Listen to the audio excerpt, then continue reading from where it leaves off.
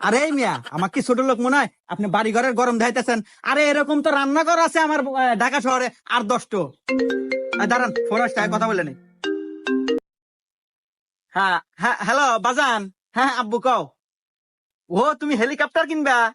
আচ্ছা আব্বু, আমি বুকিং দিয়ে দিতেছি। এ কি কয় রে, ছাওয়াল এক দিব হেলিকপ্টার কিনা? এ তো বিশাল বড় কোটিপতি রে। এক যদি মোবাইল দিবার পারি, এবার ঈদ আমাকে জাক জমক কাট পরে। হ্যাঁ আচ্ছা, ঠিক আছে ঠিক আছে।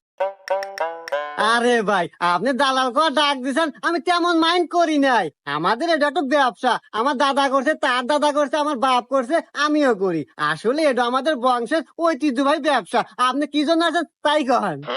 আসলে ভাই, আপনার মতো দালালের কাছে আসা যদিও আমার সাজে না, তারপরেও আসলাম। বুঝলি আপনার ভাবি আল্লাহ খুব শখ করছে গ্রামে এবার একখান কুরবানি দিব, তাই আপনার কাছে আসা। আপনি একটু দেহা শুনে ওই ভালো একটা গলের গরু কিনে দিবেন। তো আসলে ভাই, গ্রামে